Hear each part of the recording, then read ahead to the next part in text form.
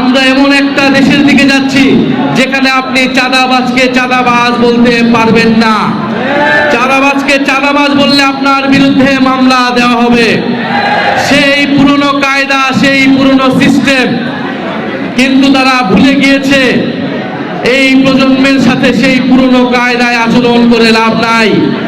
প্রচুর মামলা, হামলা, হুলিয়া এগুলাকে অতিক্রম করেই গণ অভ্যুত্থান হয়েছে। জাতীয় নাগরিক পার্টি শহীদের রক্তের উপরে দিয়ে বাংলাদেশে প্রতিষ্ঠিত হয়েছে। ফলে যদি আজকে নাসিরউদ্দিন পাটোয়ারির মুখ বন্ধ যদি তারা মামলা দিয়ে করতে চায় তাহলে তারা বড়ই ভুল করছে। আজকে নাসিরউদ্দিন পাটোয়ারির বিরুদ্ধে যদি মামলা দেওয়া হয়, বাংলাদেশে শত শত নাসিরউদ্দিন পাটোয়ারি মুখ তৈরি হবে।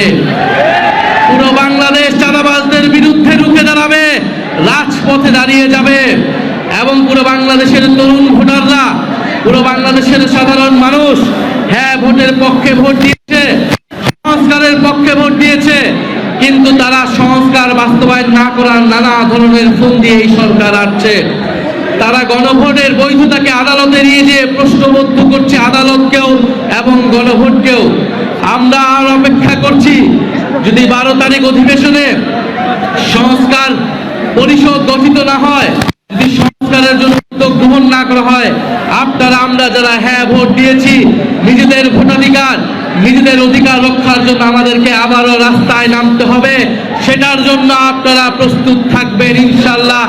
আমরা ঐক্যবদ্ধভাবে চাঁদাবাজ, ঋণ থেরাপি এবং সংস্কার বিরোধী শক্তিদের বিরুদ্ধে আবারও লড়াইয়ে সামিল হব। প্রিয় বরিশালবাসী, দেশে আজ জ্বালানি সংকট শুরু হয়েছে। আপনারা পাম্পে গেলে পেট্রোল পাবেন না, শুধু সরকারের লোক, প্রশাসনের লোকদেরকেই তেল দেওয়া হচ্ছে। সাধারণ মানুষ গেলে ঘন্টার পর ঘন্টা লাইনে থেকেও আমরা তেলে পাচ্ছি না। এই যে আমরা বিভাগীয় সফরে বের হয়েছি, আমরা বিভিন্ন পাম্পে যাচ্ছি, কিন্তু আমরা তেল পাচ্ছি না। পুরো গ্লোবালি এই তেলের সংকট, জ্বালানির সংকট, বাংলাদেশের উপর অর্থনৈতিক চাপ আসতেছে। সেই চাপ মোকাবেলায় যদি বাংলাদেশের জনগণ সহায়তা না করে, যদি বাংলাদেশের সকল রাজনৈতিক পক্ষ ঐক্যবদ্ধ না থাকে, বাংলাদেশ অনেক ক্রাইসিসে পড়তে যাচ্ছে। যদি সরকার মনে করে এই সকল সংকট তারা একা মোকাবেলা করবে, তাহলে তারা ভুল করছে। কিন্তু আমরা দেখছি তারা বিভাজন তৈরি করছে, তারা মামলা হামলার পথে হাঁটছে এবং তারা সংস্কারের বিপক্ষে, বিচারের বিপক্ষে দাঁড়িয়েছে। আজকে এক শহীদ পরিবারের মা এসেছেন, আরো অনেক জুলাই যোদ্ধারা এখানে এসেছেন। আমরা দেখছি এই সরকার আসার পরে ট্রাইব্যুনালের চিফ প্রসিকিউটরকে পাল্টে দেওয়া হয়েছে। কেন পাল্টে দেওয়া হলো জানি না। একজন দলীয় ব্যক্তিকে, একজন অযোগ্য ব্যক্তিকে চিফ প্রসিকিউটর দিয়ে এই বিচার, এই জুলাই গণহত্যার বিচারকে প্রশ্নবিদ্ধ করার চেষ্টা করা হচ্ছে। আমরা অপেক্ষা করছি আর কিছুদিন। আমরা চেয়েছি 16 বছর পরে সংসদ কার্যকর হবে। সংসদ এবং রাজপথে বিরোধী দল ভূমিকা রাখবে, সরকার ভূমিকা রাখবে। কিন্তু আমরা দেখতে পাচ্ছি ক্রমাগত এই সরকারের খোলস আসছে, এই সরকারের যে মুখ, আসল মুখ সবার সামনে স্পষ্ট হচ্ছে। আজকে তারা মামলা দিয়ে সেটি আবারও স্পষ্ট করেছে যে তারা পুরনো আওয়ামী কায়দাতেই কাজ করবে। তারা যদি আওয়ামী কায়দাতেই কাজ করে তাহলে আমাদেরকেও সেই কায়দাতেই যেতে হবে, গণ অভ্যুত্থানের কায়দাতে আমাদেরকে যেতে হবে। কিন্তু আমরা বিএনপিকে আওয়ামী লীগের মতো ট্রিট করতে চাই না। বিএনপি জুলাই গণ অভ্যুত্থানের শক্তি হিসেবে আমাদের সাথে, আমরা একসাথে রাজপথে ছিলাম। কিন্তু সেই ইতিহাস যদি তারা ভুলে যায়, রক্তের সাথে বেঈমানি করে যদি তারা আওয়ামী লীগ এবং ভারতের সাথে আঘাত করে সংস্কারের বিরুদ্ধে দাঁড়ায়, দুর্নীতিবাজ চাঁদাবাজদের পক্ষে দাঁড়ায়, তাহলে আমাদের আর কোনো অপশন থাকবে না রাজপথ ছাড়া। প্রিয় তরুণ সমাজ, আপনাদের প্রতি আহ্বান জানাচ্ছি, আগামী স্থানীয় সরকার নির্বাচনের জন্য আপনারা প্রস্তুতি নিন।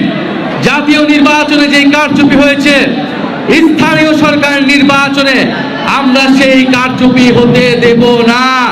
সাধারণ মানুষ আমাদেরকে ভোট দিয়েছে, কিন্তু আমরা ফলাফল ধরে রাখতে পারি নাই। এবারের স্থানীয় সরকার নির্বাচনে আমরা ঐক্যবদ্ধভাবে ভোট কারচুপি, ভোট ডাকাতদের বিরুদ্ধে, দুর্নীতিবাজ চাঁদাবাজদের বিরুদ্ধে আমরা প্রতিরোধ গড়ে তুলব। এই জন্য প্রত্যেকটা কেন্দ্রে আমাদের কমিটি লাগবে। আপনারা তরুণরা সেই কমিটি সংগঠন তৈরি করুন, ঐক্যবদ্ধ থাকুন। আমরা বরিশালে আবারও আসবো, আমাদের এই যে সাংগঠনিক যাতায়াত, যেটা গত 1 বছরে আমরা ডেভেলপ করতে পারি নাই, সেটা ইনশাল্লাহ এবার তৈরি হবে। আপনারা সংগঠিত হন। আমরা স্থানীয় সরকার নির্বাচনের জন্য আমরা প্রস্তুতি নিচ্ছি এবং আপনার এলাকায় চাঁদাবাজদের বিরুদ্ধে, সন্ত্রাসী দখলদারদের বিরুদ্ধে আপনারা প্রতিরোধ তৈরি করুন। সাধারণ মানুষকে নিয়ে কোনো দল মত এনসিপি লাগবে না।